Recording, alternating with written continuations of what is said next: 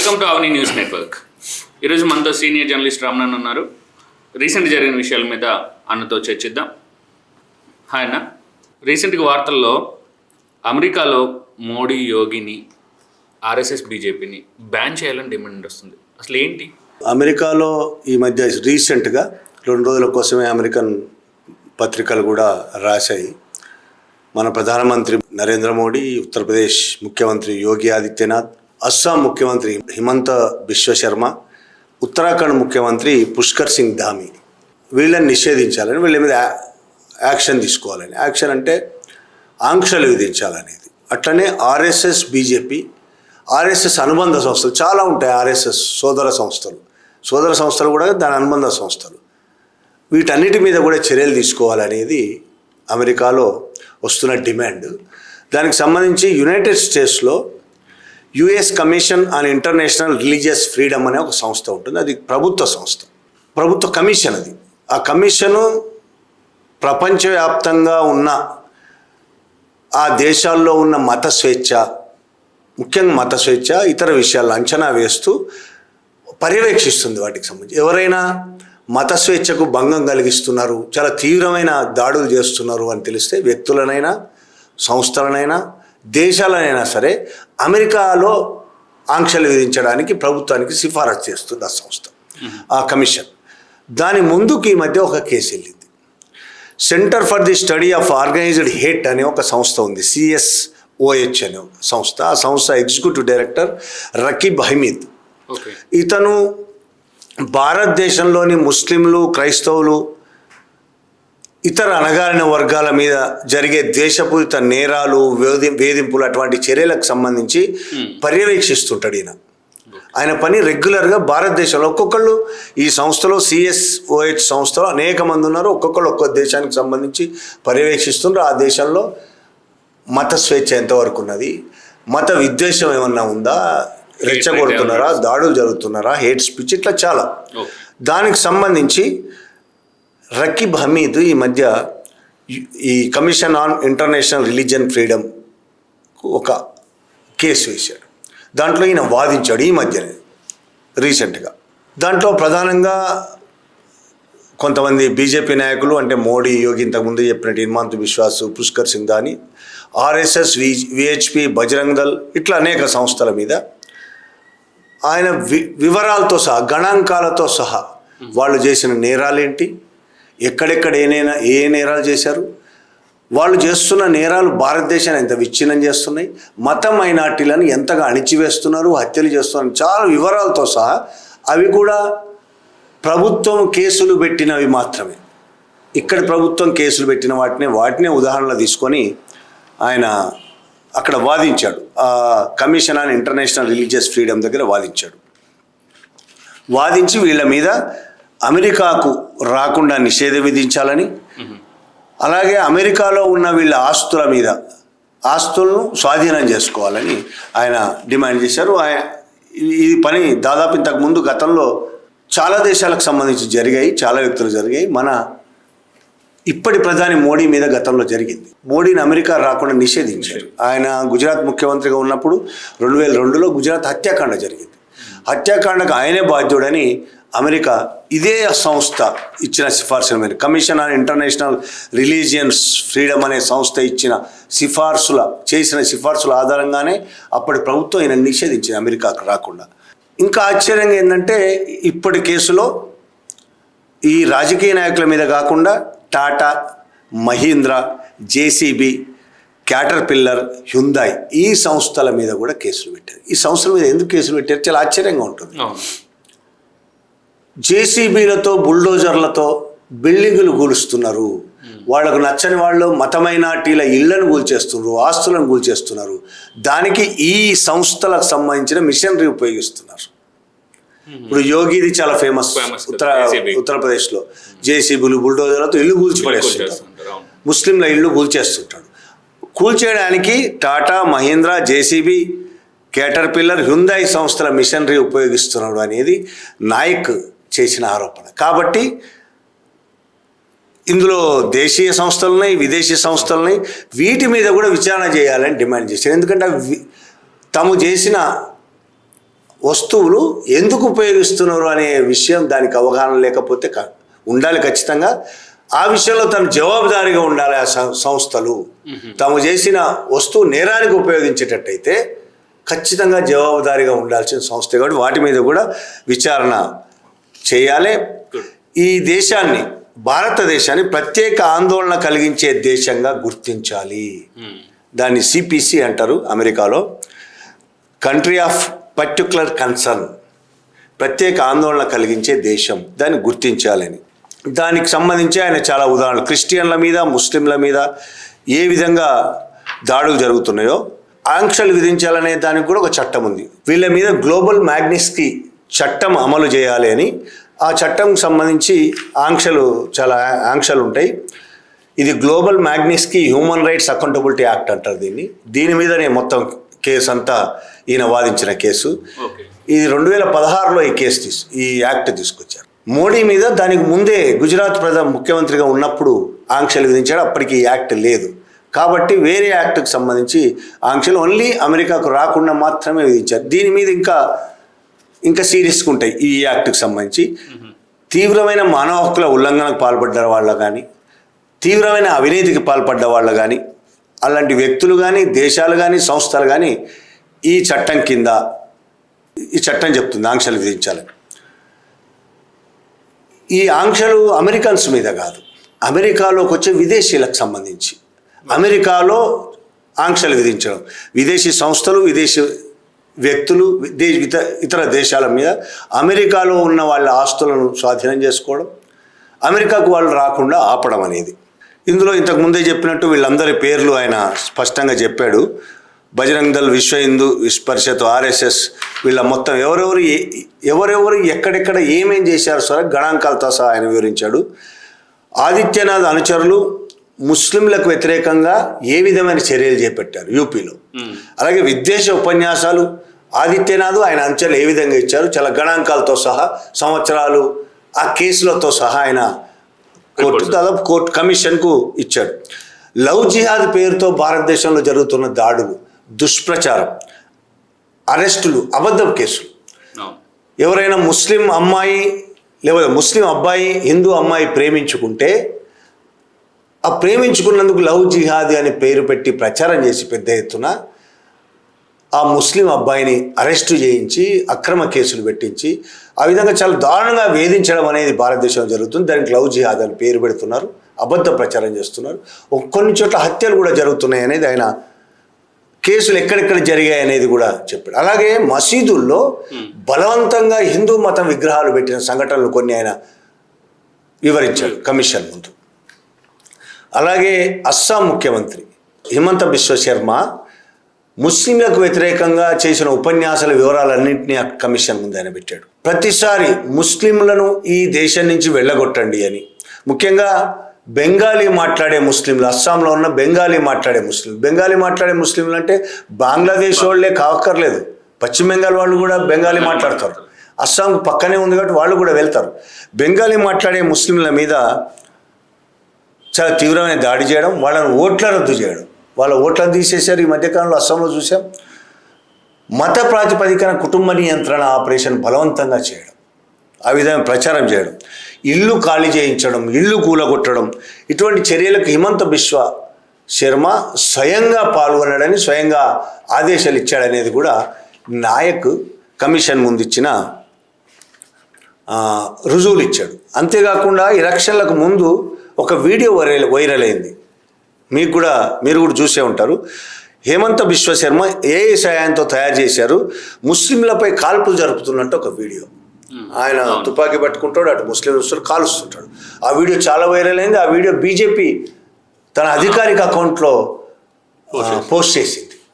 దాన్ని కూడా ఆయన ఆ వీడియోను కూడా అక్కడ సమర్పించాడు. ఇటువంటి వీడియోలు అక్కడ ప్రచారం చేస్తున్నారు. బీజేపీ స్వయంగా తన అధికారి అకౌంట్లో ప్రయోగించిందని. ఒక్క ఈ నాయకులే కాకుండా అంటే యోగి, మోడీ, హేమంత్ బిశ్వ శర్మ, అలాగే పుష్కర్ ధామ్ ఇట్లాంటి వాళ్ళే కాకుండా అనేక మంది బీజేపీ నాయకులు అలా చేస్తున్నారు. ఒక బీజేపీ ఆర్ఎస్ఎస్ నాయకులే కాకుండా అన్ని వ్యవస్థల్లో వీళ్ళు ఏ విధంగా చొచ్చుకుపోయారు, అన్ని వ్యవస్థల్లో ఉన్న ప్రభుత్వ అధికారులు కూడా మైనార్టీల మీద ఏ విధంగా దాడులు చేస్తున్నారు ఇది ఆయన చాలా వివరంగా ఏ వ్యవస్థలో ఏ విధంగా నిర్దిష్టంగా గణాంకాలు వివరాలు ఆయన ఇచ్చాడు నాయక్. దాని ముందు చట్టాలను తారుమారు చేసి పోలీసు కావచ్చు, న్యాయ వ్యవస్థ కావచ్చు, పోలీసు వ్యవస్థ, న్యాయ వ్యవస్థ, ఇతర వ్యవస్థలు మత మైనార్టీలకు వ్యతిరేకంగా చట్టాలను కూడా తారుమారు చేసి అరెస్టులు, జైళ్ళు, భూములు వాళ్ళ నుంచి గుంజుకోవడం, ఇట్లా రకరకాల పద్ధతుల్లో చట్టపరంగా చేస్తున్నట్టు భ్రమింపజేసి వ్యవస్థాపరంగానే వాళ్ళ మీద ఎవరో ఒక చిన్న చిన్న సంఘటనలు కావేవి మొత్తం దేశవ్యాప్తంగా జరుగుతున్న ఒక వ్యవస్థీకృత సంఘటనలుగా ఆయన కమిషన్ ముందు వివరాలు ఇచ్చాడు. ఇంకోటి హోలోకాస్ట్ మెమోరియల్ మ్యూజియం, ఇది యుఎస్లో ఉన్నది. సాధారణంగా దీని ఉద్దేశం హోలోకాస్ట్ బాధితులను స్మరించడం, ద్వేషం, యాంటీ సెమిటిజం అంటే యూత్ వ్యతిరేకత, జెనోసైడ్ అంటే జాతి నిర్మూలన, ఇటువంటి ప్రమాదాలను వివరించి చెప్పడం, ఇంతవరకు జరిగిన వాటి వల్ల ఎంత నష్టాలున్నాయి దేశానికి, మానవ హక్కులు, ప్రజాస్వామ్యం ఇటువంటి ప్రోత్సహిస్తూ అది కార్యక్రమాలు చేస్తుంటే దానికి ఒక మ్యూజియం కూడా ఉంది. ఆ సంస్థ ఇచ్చిన ఎర్లీ వార్నింగ్ ప్రాజెక్ట్ అనే ద్వారా ప్రమాద అంచనా పరంగా 168 దేశాల్లో భారతదేశానికి 4వ స్థానం ఇచ్చింది. అంటే అత్యంత ప్రమాదకరమైన దేశంగా 4వ స్థానం భారతదేశానికి ఆ సంస్థ ఇచ్చిన రిపోర్ట్. అది కూడా నాయకు కమిషన్ ముందు ప్రవేశపెట్టాడు. హోలోకాస్ట్ మెమోరియల్ మ్యూజియం ఇచ్చిన రిపోర్ట్లో ఏ క్షణంలోనైనా భారతదేశంలో సామూహిక హత్యలు జరిగే అత్యంత ప్రమాదకర స్థాయికి చేరుకుంది భారతదేశం. ఏ క్షణంలోనైనా సామూహిక హత్యలు జరిగే ప్రమాదం ఉంది. ఇప్పటికీ అలాంటివి కొంత మేరకు జరుగుతున్నాయి. సీరియస్గా పెద్ద ఎత్తున దేశవ్యాప్తంగా జరిగే ప్రమాదం ఉంది అని అది తన రిపోర్ట్లో ఇచ్చిన విషయం నాయక్ అక్కడ ప్రస్తావించాడు. అట్లాగే గణాంకాలకు సంబంధించి అస్సాంలో 2021-2026 మధ్య బీజేపీ ప్రభుత్వం 33 సందర్భాల్లో ప్రజలను బలవంతంగా వారి ఇళ్ల నుండి వెళ్ళగొట్టింది. అది ఆ 33 సందర్భాలు అన్ని పేపర్లలో వచ్చాయి. అక్కడ రెవెన్యూ డిపార్ట్మెంట్లో నమోదు చేయబడింది. 33 సార్లు ఎటువంటి చట్టపరంగా ఎలాంటి చర్యలు లేకుండా డైరెక్ట్గా ఇల్లీగల్గా 33 సార్లు ప్రజలను అక్కడి నుంచి ఖాళీ చేయించింది, ఇల్లు ఖాళీ చేయించింది, కూలగొట్టింది. దీనివల్ల ఎప్పుడు 21 నుంచి 26 మధ్య ఈ 33 సందర్భాల్లో చేసిన చర్యల వల్ల 22,000 కంటే ఎక్కువ, దాదాపు 22,000 నుంచి 26,000 మధ్యలో ఇల్లు కూల్చేశారు. దీనివల్ల 20,387 కుటుంబాలు రోడ్డున పడ్డాయి. అంటే దాదాపు 1,00,000 మంది కంటే ఎక్కువ ప్రజలు ఆశ్రయం లేకుండా రోడ్డు మీద బతికే పరిస్థితికి తీసుకొచ్చారు. ఎవరు? అస్సాం ముఖ్యమంత్రి హిమంత బిశ్వ శర్మ. ఇలా నిరాశ్రయులైన వాళ్ళలో మెజారిటీ 95% బెంగాలీ ముస్లింలు. బెంగాలీ ముస్లింలు అంటే బంగ్లాదేశ్ ముస్లింలు కాదు, పశ్చిమ బెంగాల్లో ఉండే ముస్లింలు, అస్సాంకు బతకడానికి పోయిన ముస్లింలు, బతకడానికి పోయి అక్కడే స్థిరపడిపోయిన ముస్లింలు. వాళ్ళు బెంగాలీ మాట్లాడతారు, అస్సామీ మాట్లాడరు. మొదటి నుంచి బెంగాలీ, వాళ్ళ కుటుంబాల్లో బెంగాలీ ఉంది కాబట్టి బెంగాలీ మాట్లాడతారు. మొత్తం దాదాపు ఎక్కువ భాగం బెంగాలీ ముస్లింలే అనేది ఆయన రిపోర్ట్లో ఇచ్చాడు. అలాగే 2025 నివేదిక ప్రకారం భారతదేశంలోని 21 రాష్ట్రాల్లో క్రైస్తవులను లక్ష్యంగా చేసుకొని 1381 విద్వేషపూరిత ప్రసంగాలు జరిగాయని ఆయన ఆరోపించారు. 2023 గణాంకాలతో పోలిస్తే 97% అధికం. 2023లో 1981 ఇవి కేసులు పెట్టినవి, కేసులు పెట్టకుండా ఉన్నాయి, చాలా ఉండొచ్చు, కేసులు పెట్టినవి 2023 రికార్డ్ అయినవి. ప్రతిరోజు సగటున 4 విద్వేషపూరిత ప్రసంగాలు జరుగుతాయి భారతదేశంలో అనేది ఆయన రిపోర్టు. అది పోలీస్ రికార్డుల ఆధారంగానే ఆయన ఇచ్చిన రిపోర్టు. ఈ మోడీ పాలనలో తరచుగా ముస్లింలను ప్రతి బహిరంగ కార్యకలాపాల్లో, బహిరంగ సభల్లో, చిన్న కార్యక్రమం జరిగిన మైనార్టీలను చెదపురుగులు, పురుగులు, పాములు, పందులు. The hate speech ecosystem driving this violence is also witnessing a very sharp rise. Our 2025 report documented 1,318 in-person hate speech events targeting Muslims and Christians in 21 Indian states, which is a shocking 4 hate speeches per day and a 97% increase over 2023. And 88% of these events occurred in jurisdictions governed by Modi's party. And these events featured explicit calls for violence, for social and economic boycotts, and dehumanizing language describing minorities as termites, pests, and snakes and pigs. ఇటువంటి అవమానకరమైన సంబోధనతో ప్రసంగాలు మొదలవుతాయి, ప్రసంగాలు end అవుతాయి, మధ్యలో ప్రసంగిస్తారు, కింది నుంచి ప్రేక్షకులు పందులను అరుస్తుంటారు. మైనార్టీలను టార్గెట్ చేస్తూ ఇలా విపరీతమైన ప్రసంగాలు చేస్తున్నారు అనేది కూడా ఆయన విద్వేషాన్ని వ్యాప్తి చెందడం కోసమే ఈ విధంగా చేస్తున్నారు. ఆ విధంగా ప్రసంగాల తర్వాత వాళ్ళు ఉత్సాహం ఉరకలేస్తున్నది. కత్తులతో కటార్లతో ట్రైనింగ్లు ఇస్తున్నారు. చాలామంది ఆర్ఎస్ఎస్ కార్యకర్తలకు అందులో ఈ మధ్య విపరీతంగా చేరుతున్నారు. అందులో తమ చేరిన అనుచరులందరికీ కత్తులు కటార్ల వంటివి ఆయుధాలు ఇచ్చే వాళ్ళతోని శిక్షణ ఇస్తున్నారు. శిక్షణ ఇచ్చిన తర్వాత వాళ్ళతో దాడులు చేయించడం అనేది క్రమంగా వాళ్ళు ఎంచుకున్న ఒక కార్యక్రమం. అలాగే ఎస్ఐఆర్, ఈ మధ్య మనం ఎస్ఐఆర్ గురించి చాలా వింటున్నాం, చాలా మాట్లాడాం కూడా. సిఏఏ ఎన్ఆర్సీలకు సంబంధించి కూడా నాయక్ ఆ కమిషన్ ముందు వివరించాడు. ఈ పేరుతో ఎంతమంది ముస్లింలను ఈ దేశం నుంచి వెళ్ళగొట్టే ప్రయత్నం జరుగుతుంది. ఈ దేశస్తులని ఎన్ని లక్షల మంది, మొన్న పశ్చిమ బెంగాల్లో సంఘటన కూడా ఆయన నాయక్ కమిషన్ ముందు చెప్పారు. 91 లక్షల మంది ఓటు హక్కు తీసేశారు బెంగాల్లో.